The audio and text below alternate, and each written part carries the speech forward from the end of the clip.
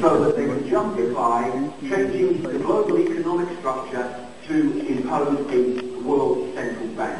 George Soros just had a big meeting at Bretton Woods in America, where the first Bretton Woods event was in 1944, I think it was, and what was suggested there, we need a world central bank as a result of this financial crash. The Rothschilds control global finance. They have from way, way back. And what is global finance? It is lending people money that doesn't exist called credit and charging them interest on it.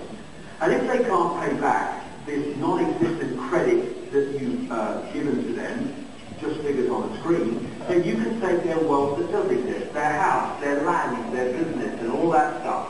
And in this way of giving people credit, non-existent money, and charging them interest on it, and then taking the resources when they can't pay it back, has allowed the resources of the world, the real world, to be sucked into the hands of the few. And it's interesting, how is money created? Money is not created by governments, it's created by private banks issuing credit.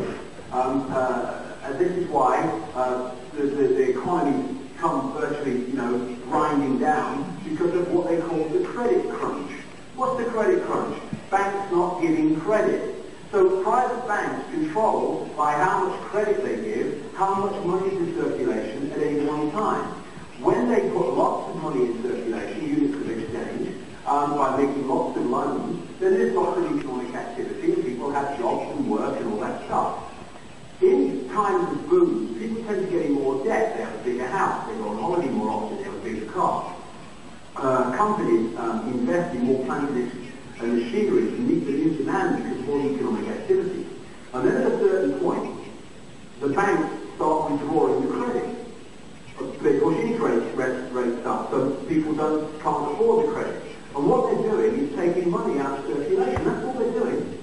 And suddenly there's not enough money in circulation to generate all the economic activity that there was before, and we start to move over here now to an economic depression, where people lose their homes, they lose their jobs, they lose their property, not because they don't want to work like they did there, but there's not enough units of exchange for the economic activity to generate that work. Who's controlled that? The banks, by how much credit they issue.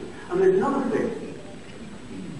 When you go to a bank and you borrow, say, 50,000 euros, they'll put into your account 50,000 euros. Just figures on the screen, doesn't exist.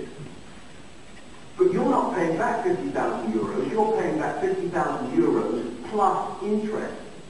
The interest is never created. So therefore, by design, at any point in any economic cycle, there's never even nearly enough money in circulation to pay back all the debt outstanding plus interest. So some people losing their home, their jobs, their livelihood is built into the system. Because every time they do, thank you, I like that. Call this economic cycle, all manipulated. And when you control the banks, you control the regulatory organisations of the banks, you control the Bank of England and the central bank, and you control the reporting of it through the media, you stitch up the banking system. And I said in 2008, when the crash started, there was a three-point thing going on here. First, crash the economy, everyone knows it's a problem. September 2008. Second, get governments to throw extraordinary amounts of money at the banking system and make it just disappear. It has.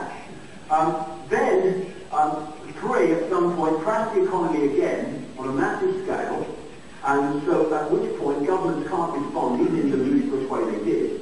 And the only people that come forward are the banking system to say, we must restructure the banking system globally because of this problem. It's the only way to sort it out, and it will be a world central bank and everything that they want. And the other part of this crisis, which we now see, I think Germany is not as badly affected as some other countries now. It's a much stronger economy.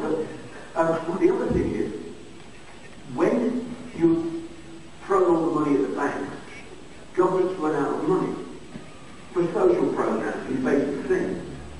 So to overcome that, they then have to go to the International Monetary Fund and the European Central Bank, both Rothschild controlled, and take up even more debt and borrowing to sort their economy out because of the money they've given to the banks. That means the IMF, Rothschild, and the European Central Bank own the country. IMF trapping countries in debt, exactly. the back of the people. What is debt? Control. And while the banks get bigger and bigger bonus, this is what's going on around the world in America. And in Ireland, Ireland are devastated to generations because of the money to bail out the Irish banks. The Irish economy was not in trouble, it was the banks. And now the people are paying for it. And who's gone in? Who's gone in to sort it out? The IMF and the European Central Bank. And all these other countries around Europe, Greece and Portugal, are all going through this stuff. It's all orchestrated. And how can you do it without empathy?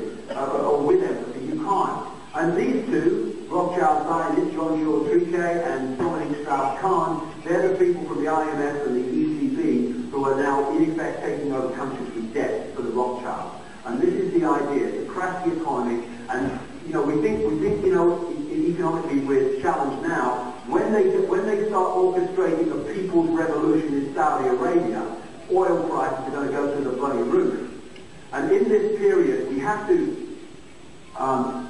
if we're going to get through this without too much trauma, we've got to move our point of observation to we are conscious of having experience and we'll take this challenge on. Yes, we will. Because if we think we are our name, our job, and our family background, in other words, we are just this thing.